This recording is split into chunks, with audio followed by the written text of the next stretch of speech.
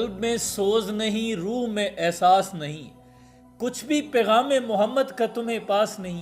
اے میری بہن، تیری حیا کا معیار تو یہ تھا کہ اللہ نے تیری تخلیق کا بھی فرشتوں سے پردہ رکھا، اور تیری حیا کا معیار یہ ہے کہ تجھے صفا مروہ میں بھی دوڑنے کی اجازت نہیں کہ کہیں تیری زیب و زینت دوسرے نامحرم مردوں پر عیاں نہ ہو جائے۔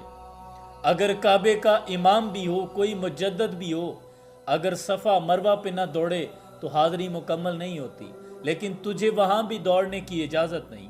اور اللہ نے قرآن میں فرمایا کہ اے نبی، اپنی عورتوں سے کہہ دو کہ جب یہ گھر سے باہر نکلا کریں تو اپنے آگے اور پیچھے چادر ڈال لیا کریں، یہ چیز ان کے لیے موجب احترام ہوگی اور کوئی ان کو ایذا نہیں پہنچا سکے گا۔ انہیں خبردار کر دو کہ کسی نامحرم مرد کے ساتھ نرم لہجے میں بات بھی نہ کریں، کہیں کسی بیمار دل کے اندر کوئی وہم نہ پیدا ہو جائے، کوئی مرض نہ پیدا ہو جائے۔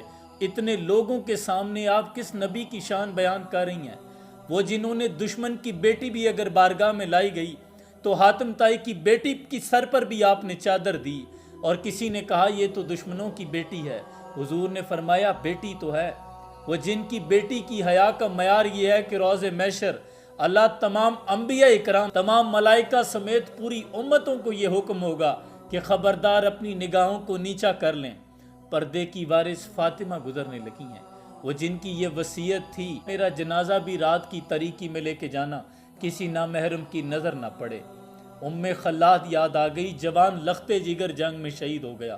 کسی نے آ کر خبر دی تو ام خلاد کا جوان بیٹا جس ماں کا فوت ہو جائے اس کا تو کلیجہ پھٹ جاتا ہے۔ آپ نے پھر بھی اتنے بڑے غم کے ساتھ، آسمان سر پہ گر پڑا تھا لیکن آپ نے اپنی چادر سنبھالی، میدان جنگ پہنچی۔ جوان لخت جگر بیٹے کا لاشا ڈھونڈنے کے لیے کبھی اس طرف دوڑتی ہیں، کبھی اس طرف دوڑتی ہیں۔ کسی نے کہا کہ اماں تیرا بیٹا فوت ہو گیا ہے لیکن تو چادر کو سنبھالے ہوئے ہے، تو ام خلاد نے تاریخی جملہ کہا، آپ نے فرمایا میرا بیٹا فوت ہوا ہے، میری حیات تو فوت نہیں ہو گئی۔ اے امت مسلمان کی بیٹیوں، فلسطین کی بیٹیاں رات کو حجاب کر کے سوتی ہیں، ہم صبح کو مردہ حالت میں پائی گئی تو کوئی نامحرم ہمارا ننگا سر نہ دیکھ لے، اور تم تو یہاں سازگار حالات میں ہو، پھر یہ کس کے لیے بن ٹھن کر کس نبی کی شان اور کن الفاظوں کے ساتھ آپ بیان کر رہے ہیں؟ یہ تو آپ ان کی تعلیمات کے خلاف کر رہی ہیں۔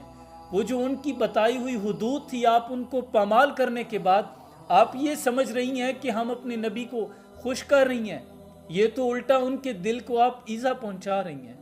یہ کس قسم کی نعتیں آ گئی ہیں؟ اب تو یہ فیصلہ کرنا مشکل ہے، کوئی ذی شعور آدمی بھی سوچ میں پڑ جائے۔ میں خود انگشت بدندان بیٹھا رہتا ہوں کہ یار یہ نعت ہے، یہ میرے نبی کی شان بیان کرنے کا معیار ہے۔